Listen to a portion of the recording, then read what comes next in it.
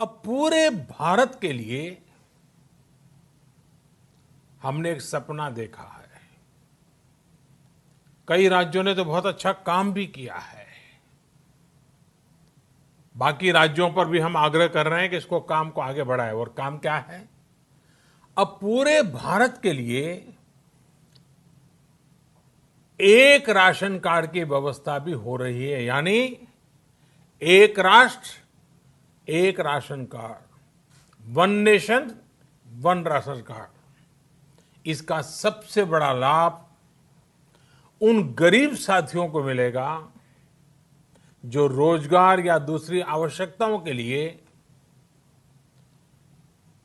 अपना गांव छोड़ करके कहीं और जाते हैं, किसी और राज्य में जाते हैं।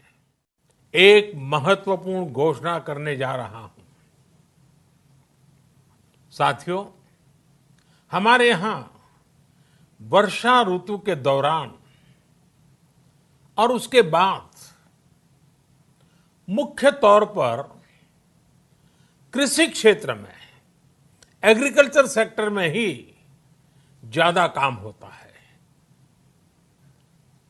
अन्य दूसरे सेक्टरों में थोड़ी सुस्ती रहती है। जुलाई से धीरे धीरे त्योहारों का भी माहौल बनने लगता है।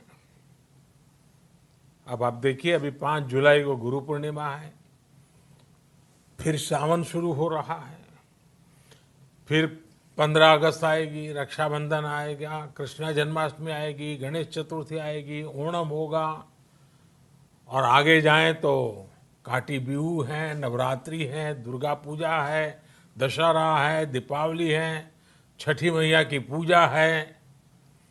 त्योहारों का ये समय जरूरतें भी बढ़ाता है, खर्च भी बढ़ाता है।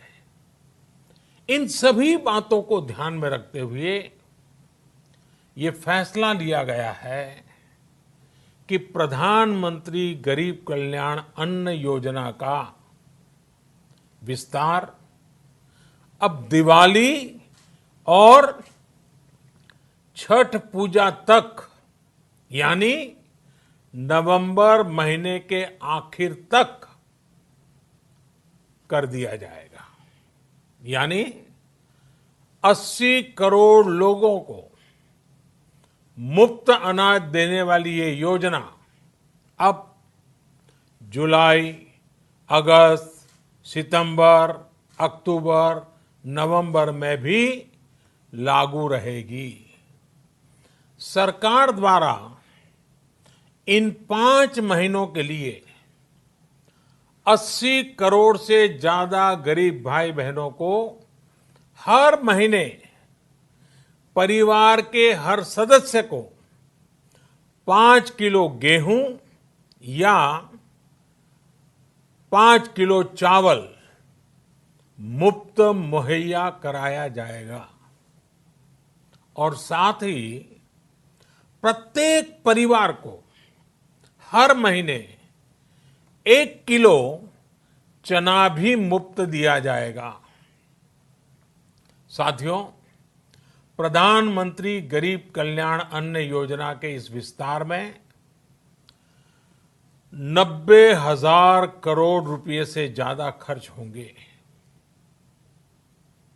और अगर इसमें पिछले 3 महीने का खर्च भी जोड़ दें तो ये करीब करीब 1.5 लाख करोड़ रुपया हो जाता है।